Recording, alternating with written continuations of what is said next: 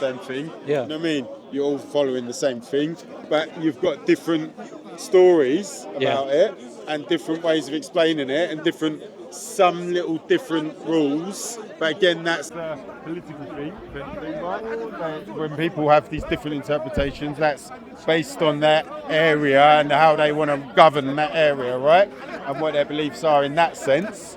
So you believe Christians and Muslims believe in a different depiction of God? Because Christians believe a man was God, right? And we don't believe God was a man.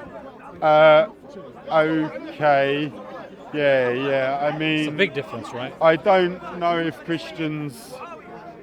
They say Jesus is God, right? Yeah, that part is totally different, right? Yeah. For you, Jesus is merely a prophet. Yeah. But that's what makes it believable for me, the Islamic version, that Jesus and whoever else, Muhammad, peace be upon him for your sake, and what's his, Abraham, David, I don't know.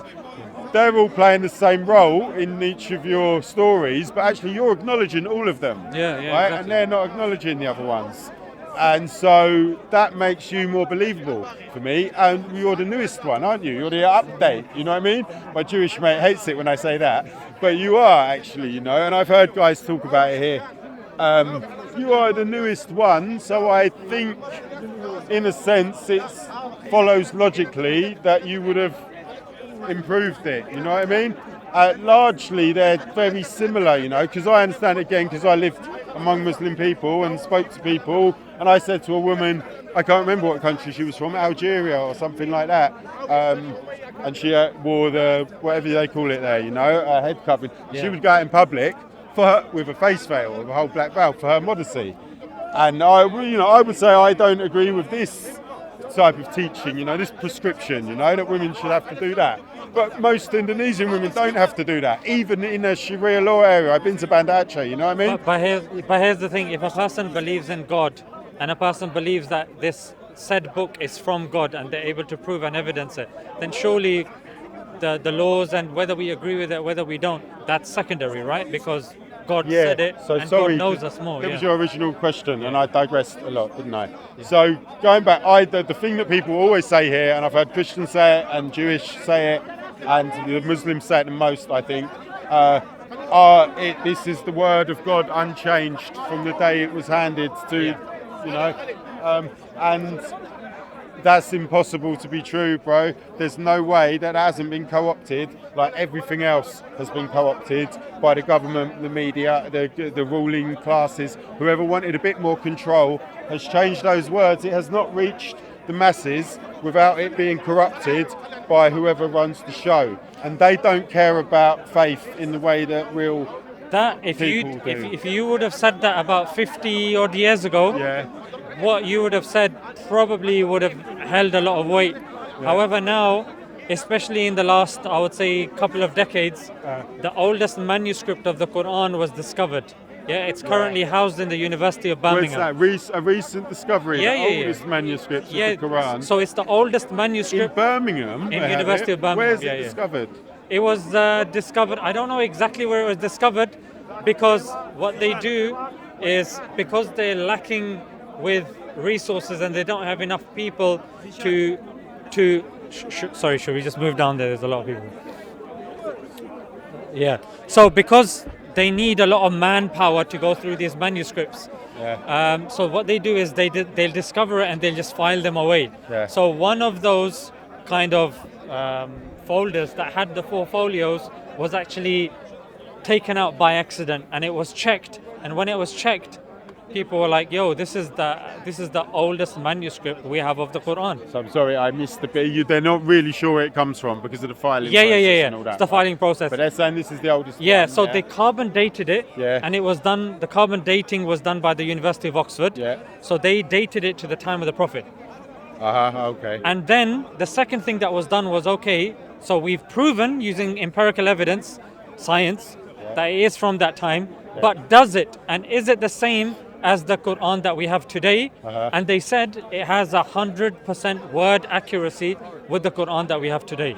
Really? So whilst the Bible, the Torah, you're 100% right, because they don't have manuscripts to the time of Jesus or Moses. In fact, the Christians don't even believe the Bible was written at the time of Jesus. They don't believe the Torah was written at the time. Actually, they believe that Moses was given it, and the oral Torah was memorized by the rabbis. But again, it was written afterwards, and the manuscripts that they have are not from Moses. But we do. We've got manuscripts from either the time of the Prophet or at least the first century of the Prophet. Yeah. And it measures precisely with what we have today. And secondly, the language by which we read the Qur'an is exactly the same language that was spoken by the Prophet. So Arabic is a live language. When the language of Jesus is Aramaic, it's not spoken today. Hebrew is only spoken in Palestine, Israel, whatever you want to call it. So even the languages are dead. And the Torah, i.e. the Old and New Testament, wasn't memorized. But the Qur'an has been memorized for generations, such that even if it's burnt, you can reproduce that word for word. Do you see? That's why. That's why. But you can question me on that. But that's why we say that the criteria of the Qur'an's validity in terms of preservation is different to that of the other books. Fair enough. You know, I mean, I don't have a. How can I say I don't have any desire to argue against that? But my main point being that, you know, and again, you've asked me why I wouldn't follow Islam if I have some, you know, positivity towards it, because I don't need any form of prescriptive dogma in my life, really. I just have my own sense of, you know. Where's that dogma coming from that you But, have? you know, I respect any people that take it seriously, right? I do. And again, that's another reason why I've got a lot of positivity towards Islam, because people are more devout, you know, and it's like, well, if you're going to believe in it, do it properly. So, you know what I mean? So here's the question. How do you believe the universe came to be? I can't really offer any reasonable suggestion for that, you know. It's impossible to answer, isn't it? And anyone that claims that they can answer it with definity, then you have to view this with suspicion, I think. No, I think depending on any evidence that's given, I don't think things should be viewed from suspicion just because they've been posited. I would say view things with suspicion based upon the strength of the evidence presented. So over here, when we're talking about how the universe came to be, we venture into logic, reasoning, philosophy, metaphysics, right? Yeah, and I know that there's a lot of you know, Islamic scholars who believe in science and all that, you know, and it's like this process of Big Bang or whatever and everything that follows that. I believe that there's many Muslims that can agree with that story, right, that explanation, but obviously with the caveat that God did it, right? Is that fair to say? So what we say is, even before we jump to God did it, I would say... Because that's the only part that we can't explain, isn't it? That part at the beginning. If we believe the Big Bang and everything, and I don't see, it's a good theory, it's only a theory, and people need to remember that that even is not definitive. You know, there's a lot of evidence. Just because it's commonly accepted does not make it the ultimate truth, right? And there's no possible way you can and probably never will know the ultimate truth, right? But we'll take the scientific explanation. I'll take it, it's pretty good. You know, with a lot of things align logically and whatever, it's a good interpretation. But then at the beginning, did God make it happen? Yeah, how could anyone possibly answer that? But if God has spoken to people and told them this, then it's just a question of faith, isn't it, if you believe those people or not? So there's no way to say yes or no on either side, I think. But what evidence are we looking at to say? Deductive reasoning. So I'll give you an example of a reasoning syllogism, they call it, Anything that begins has a cause. Do you accept that reasoning? Sorry? Anything that begins has a cause. So anything with a beginning means that there's a cause. It had a cause to begin. I suppose. The universe began to exist. Therefore, the universe had a cause. All right, so just in what space did God, Allah, exist before that happened? I mean, is this a linear process that we can interpret? Can we explain it by time? Do we accept the definition of time or whatever. Let's see. So there was a time from the moment of the creation until now, and we can call that time, and we can say, yeah, we accept something about that happened, right? It happened, it occurred. And well, before that, was there such a thing as that time, and was there space and dimensions within which Allah existed? I mean, I understand that's not a man, and so that answers the question as no, doesn't it? It's not. I mean, what's your? It's a good question. For me, that it's probably secondary to where we're actually trying to go, because if we accept that the universe had a cause, regardless of time or space, we would have to ask ourselves that time and space came from the Big Bang, as we understand it in this world. Therefore, did that have a cause? Then the question would be, there's two options now. Either that had a cause, that had a cause, that had a cause, that had a cause. Either it carries on going on for infinity, which doesn't make sense, or there has to be an end to that cause, which people call the first cause, which makes the most sense. First cause, yeah. So that's quite a definitive statement, isn't it? Yes. To say the first cause, but again, which makes the most sense? Infinite chain or first cause?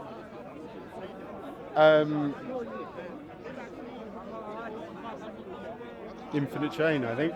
But infinite chain is incoherent, doesn't make sense. You can't have an infinite chain of causes. It doesn't attempt to answer the question by fallacious reasoning, does it?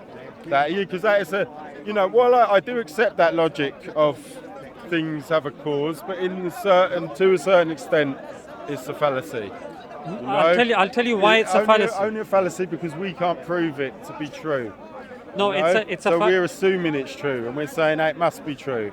It's a fallacy. I think it was a deductive logical reasoning. I'm sorry, I get confused about which one is which, how it's the exact definition, but we're on the same page generally. But yeah, any assumption that it must be is a fallacy.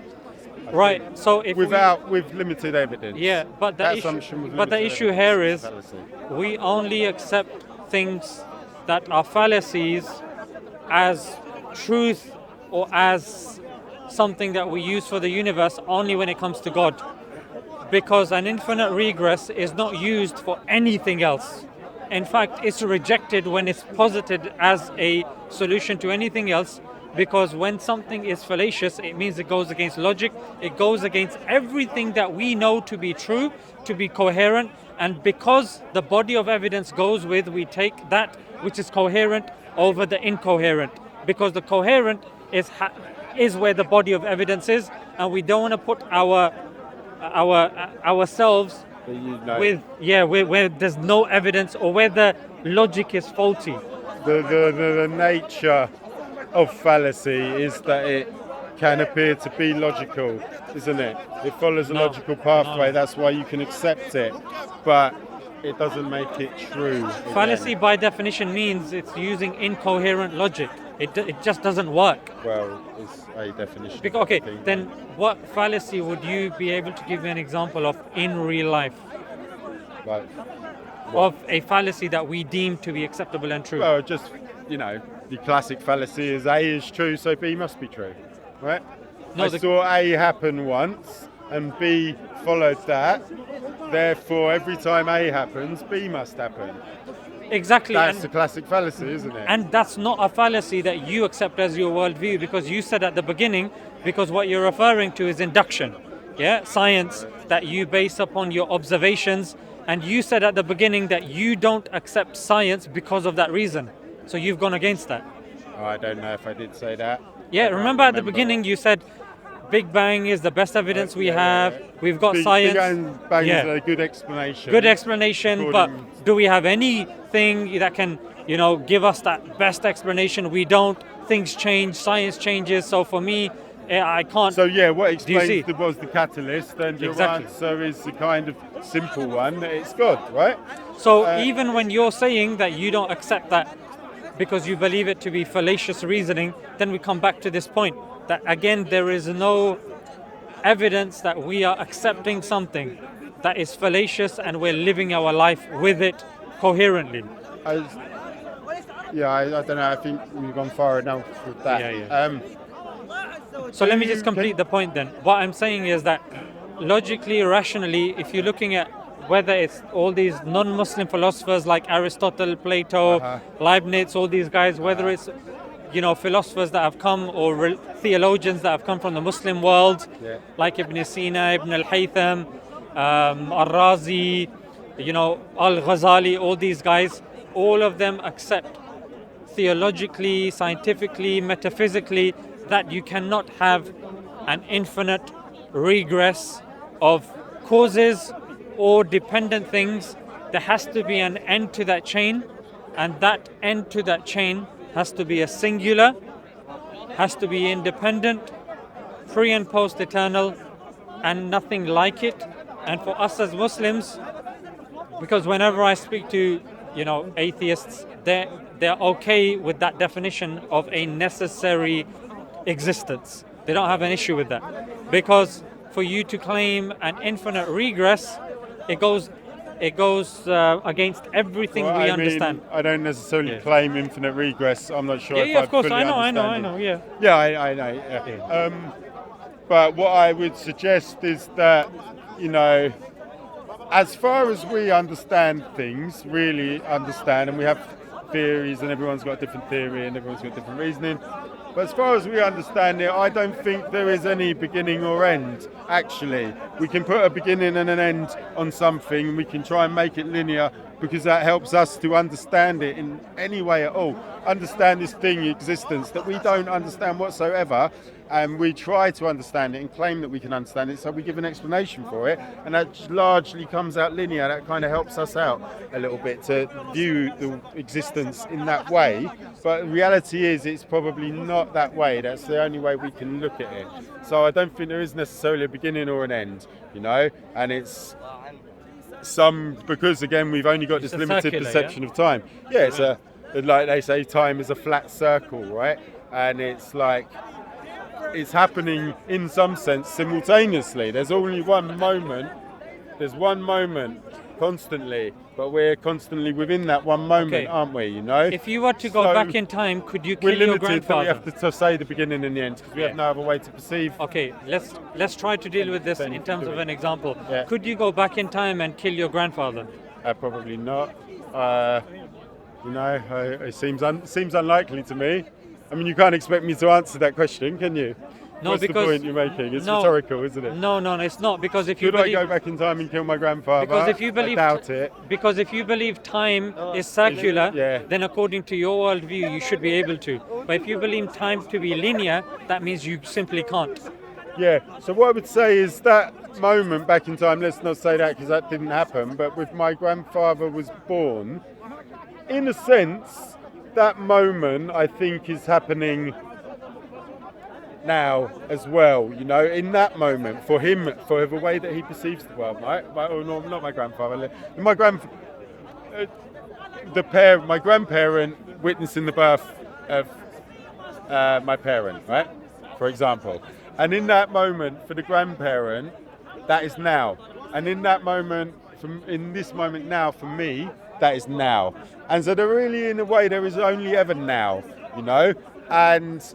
Yes, we are growing and changing, but we just put a language around it, which is kind of like time and things, to help us understand it and to help us categorize it and to help us organize it. But I don't think even that is necessarily definitive. I'm not saying it's not the best argument, you know what I mean? I'm not here to argue with you that now it's not 5:15 and, I'll get home by 6 o'clock sort of thing, because I do know that's true, But I do think that we're kind of limited in the way that we try to explain existence and what we're experiencing all the time.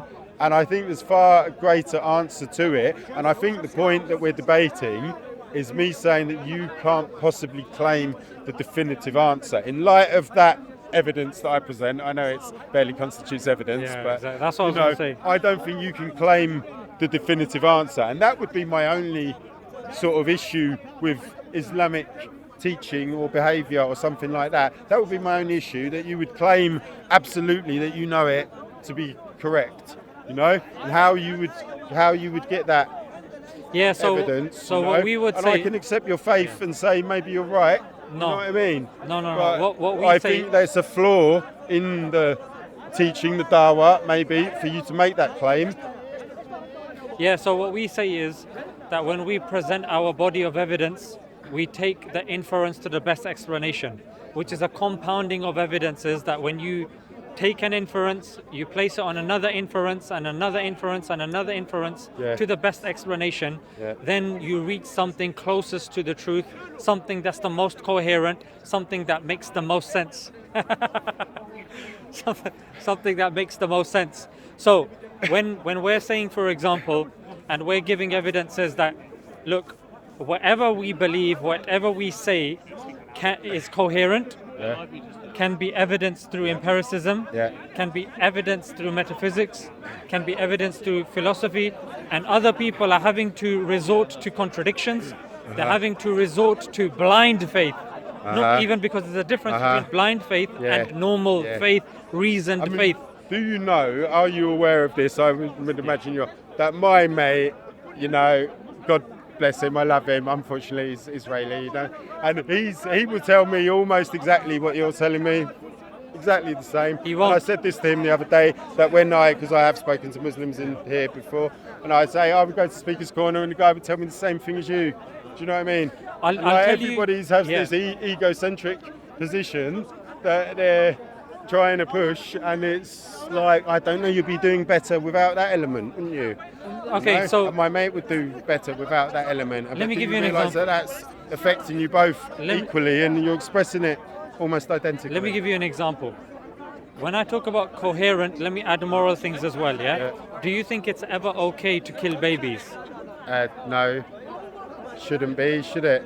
I would say. Never okay to kill babies. I mean, we're gonna. It's very complex, isn't it? But the obvious answer is no. Obvious answer is no. I agree with you. The Qur'an agrees with you. The Hadith agrees with you. However, when a Jewish individual will come, he will open his book. He'll go to 1 Samuel 15, verse 3. They're allowed.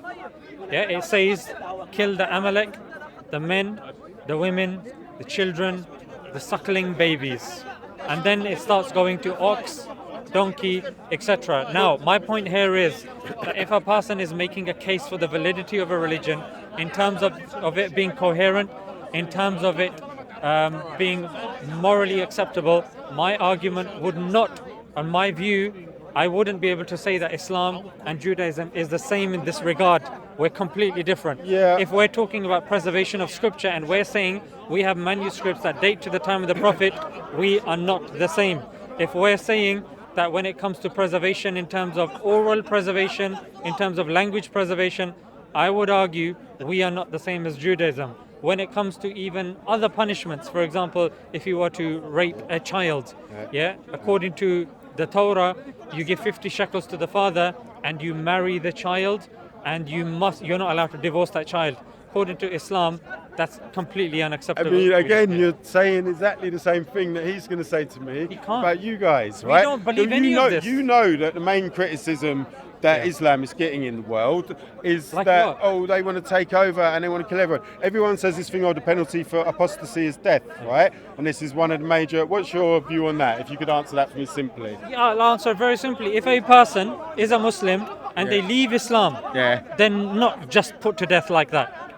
I'm sorry? They're not just put to death. I know they're not. No, of course I know they're not. No, that's the answer. But, yeah, right. What's the problem? So where does this, belief come from? People say, Islam says... Now, I've got my own explanation for it. I'll tell you quickly in case we digress, because I think it's important to say. No, I'll give the explanation, because then it might seem like I'm just taking what you're saying and reflecting it back to you. All right, if you'd like to. So back in the days, there was no distinction between church and state. They were all one. So if a person leaves the religion, that in itself is not warranting their death. However, if now they are, causing corruption in the land, encouraging disbelief amongst people, causing issues, that one of the punishments that can be warranted is killing that person.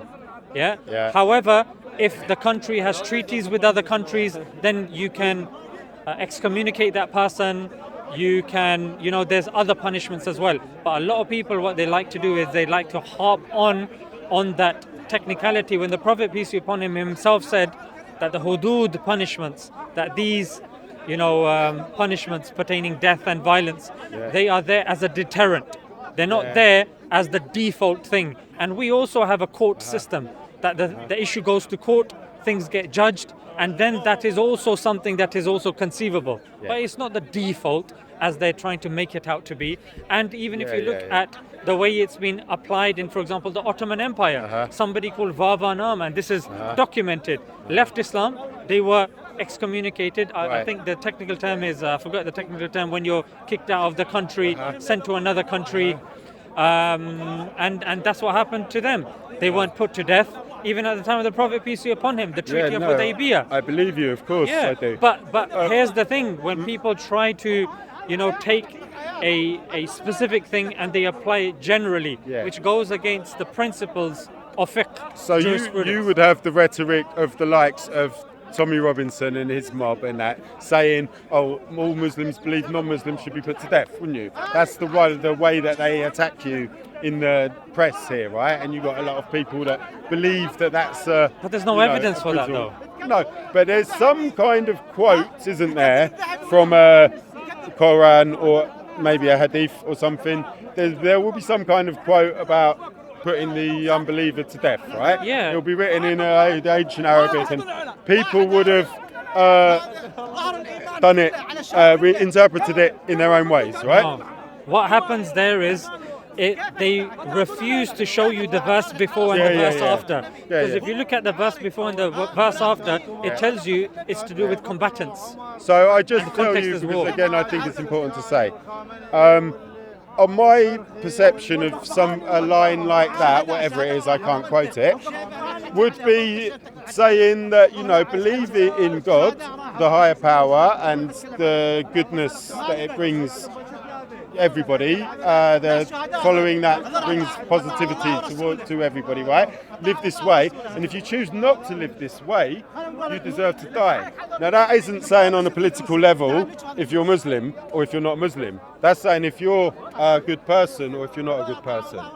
So I would give that, and I would say that's a favourable interpretation for followers of your faith, and I would say that that's probably a reasonable interpretation. Yeah, but and to politicise it by making it that you're Muslim or you're not Muslim, that's problematic, and that causes division between people. But to say it as in, you're either a believer and a good person, a person who follows, positivity, or you're not a person who does that, you follow negativity and evil, and if you do follow negativity and evil, then yes, you deserve to die. And I think, maybe that's true, right? So I can give it that kind of positive interpretation. That was my personal interpretation of a line like that. But then you will allow the mass media to, lead people to believe that it should be interpreted as Muslims believe non-Muslims should die, right? But when someone problematic. I don't think that your interpretation is more for yourselves is more helpful than my interpretation. No, look, we're not here to make up interpretations, like people do with the Bible. You've got a strong prescription and you believe. Absolutely, we get there's merit in that. There's merit to choose. So no one can just choose the rules and stick to them, right? Yeah, no one can come and just manipulate it for their own desires. We have a system in place that has been told to us from God. In the Qur'an it says, if you don't know, ask somebody of knowledge. So we have scholars that interpret, verses, and eventually that chain goes to the companions of the Prophet and to the Prophet. So even our interpretations have a chain of narration. It's not some random guy that comes and says, because I'm living in this country, I have to give a favorable response. My response to you for that verse was very simple. Let the Qur'an interpret what that verse says. And you look at the verse before and the verse after. Anyone that is remotely, that's using common sense, that's being intellectually honest, will read something in context. You can't read something out of context and then assume that what you're saying is what they believe in. That's just dishonest, and you know what? It's very uneducated as well, because that verse clearly says that it's to do with combatants. And if those combatants don't fight with you, then don't fight with them. And when you look at actually Islamic history and you see senior figures, for example, one of the most famous Talmuds that are written for the Jews are written by Maimonides. And Maimonides is one of their most senior figures. Maimonides used to live amongst the Muslims in Andalusia, Muslim Spain. Why wasn't he killed? Many Christians that were tutors to the leaders of that time. So applicably, it doesn't make sense. In terms of reading in context, it doesn't make sense. So anyone can do that. I can find a verse in the Bible that Jesus says, anyone who doesn't believe in me, bring them in front of me and kill them in front of me. Yeah, no, and again, I always tell people that I'm sure you will find the same thing in the Old Testament, something equally brutal or something equally prescriptive. And, and for me, a lot of this kind of brutal and fear-mongering stuff, again, it comes from an urge to control. And the urge to control doesn't come from a higher power, that, it comes from men with political motivations, and they want to control an area. Absolutely, with things. So that's why I'm saying over these years, all of these books, and you can tell me the story about the carbon dating of the page and that, and again, it's easy to tell you that. It's just evidence. I mean, have you touched it yourself? Have you seen it yourself? So anyway, we don't need to go around in a circle about that. No, I went to Birmingham. We've seen it. I'm saying you don't. The very notion. You can go to Birmingham today. What they've been telling you for all these years. You can go to Birmingham. You can go to Birmingham today, and you can see it yourself. You can check the University of Oxford about their data of carbon dating. If you become a skeptic to that level, then nothing that you believe, you can't take anything that you say. That's right.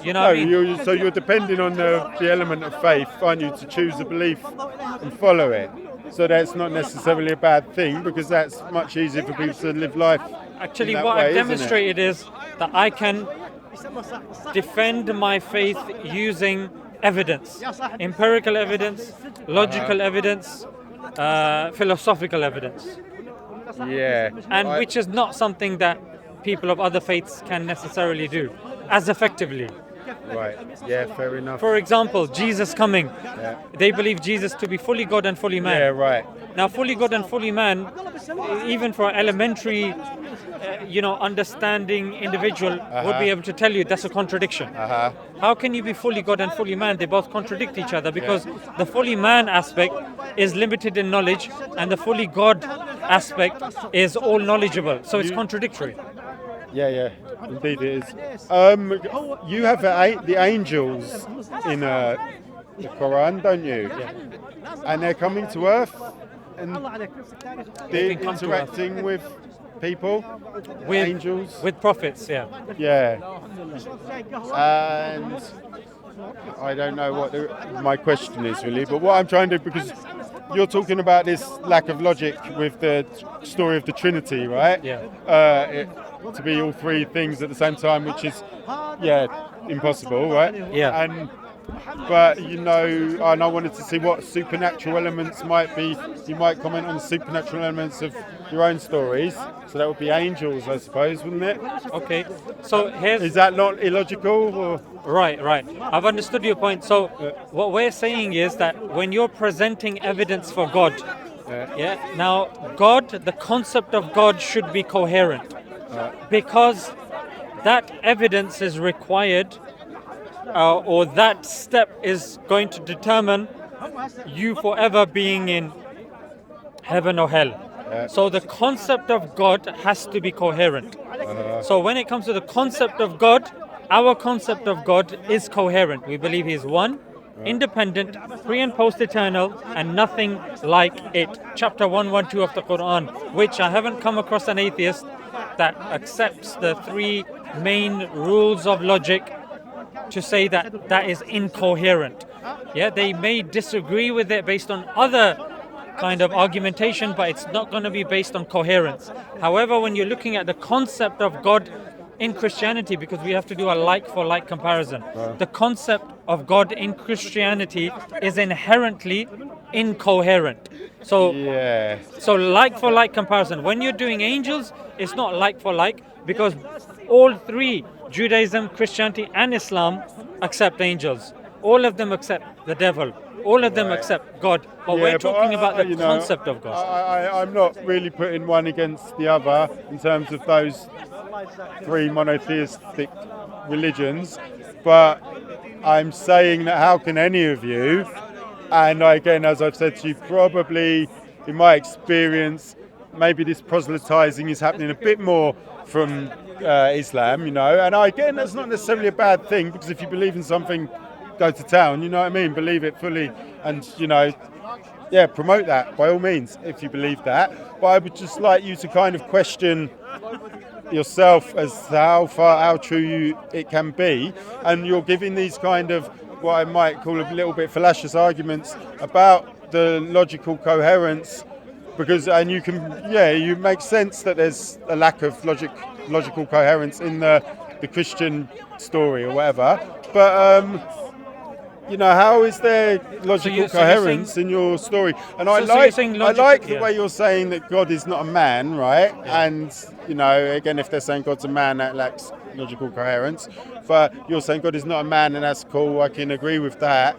And as I asked you, in what space does it exist then?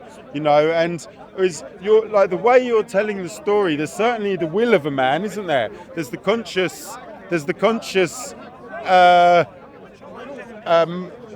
intent and action.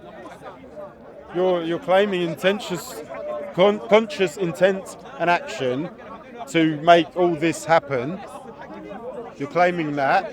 So that in some way, where does the logical coherence to explain that arise from? So your first point was the mere fact that I'm talking about logical coherence. Yeah. And saying that Islam is coherent, that in itself is fallacious. That's a contradiction, because if something is logically coherent, by definition that means it's not fallacious, because it's in line with the rules of logic. And secondly, this is almost like a fallacious loop. It's how I'm failing to understand how you believe me presenting coherent arguments is fallacious.